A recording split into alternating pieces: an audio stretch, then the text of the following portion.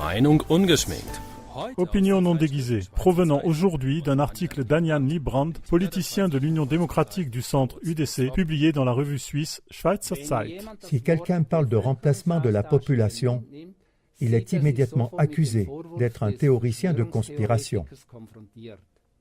Le remplacement de la population signifie que la population autochtone qui diminue doit être délibérément remplacée par des migrants. Dans un article d'Anjan Librand, dans Schweizer Zeit du 22 décembre 2017, il a été prouvé, avec des sources statistiques et au moyen d'un grand travail de recherche, que le remplacement de la population est déjà une réalité. La structure de la population en Suisse évolue rapidement.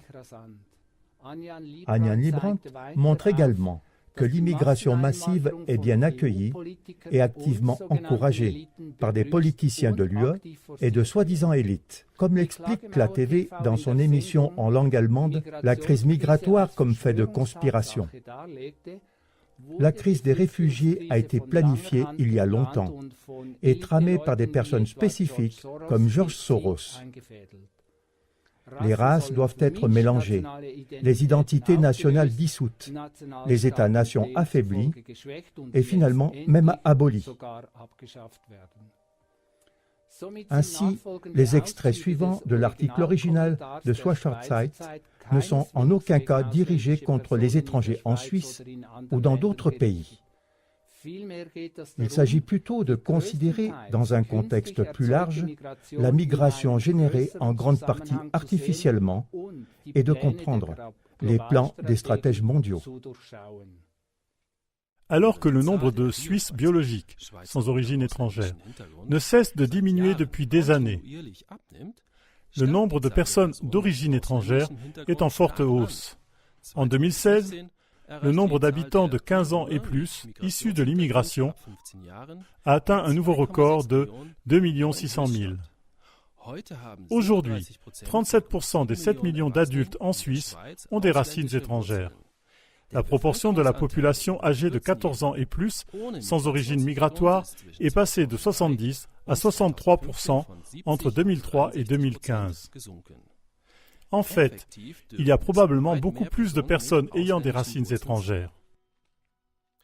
L'Office fédéral de la statistique ne considère pas comme issues de l'immigration les personnes nées en Suisse et dont au moins un des parents est né en Suisse. Par exemple, selon l'Office fédéral de la statistique, un Albanais du Kosovo né et naturalisé en Suisse, dont le père d'origine kosovare est également né et naturalisé en Suisse, n'est pas issu de l'immigration. Dans ce cas, il est évident que le gouvernement fédéral donne un taux de migration faussement bas. Il est clair que plus les enfants sont jeunes, plus la proportion d'enfants issus de l'immigration est élevée. En 2015, 54% des enfants de moins de 6 ans vivaient dans un ménage issu de l'immigration. Pour l'année 2016, l'Office fédéral de la statistique n'a même pas précisé si les personnes âgées de moins de 15 ans étaient issues ou non de l'immigration. On peut seulement noter que la proportion des moins de 15 ans qui n'ont pas de passeport suisse est de près de 27%.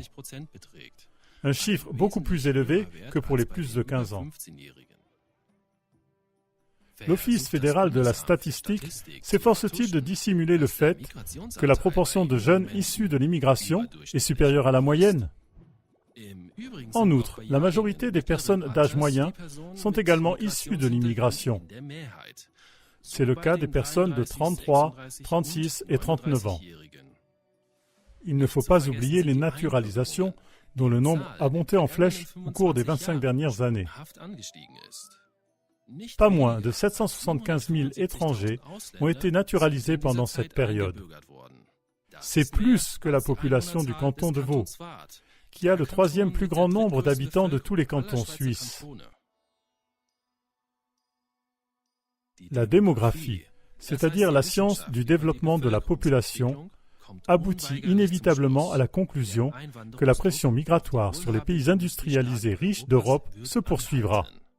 Les spécialistes de la démographie estime que les femmes africaines mettent au monde entre 5,5 et 6,6 enfants selon les pays. Or, statistiquement, une population ne se développe de façon stable que lorsque chaque femme donne la vie en moyenne à 2,1 enfants.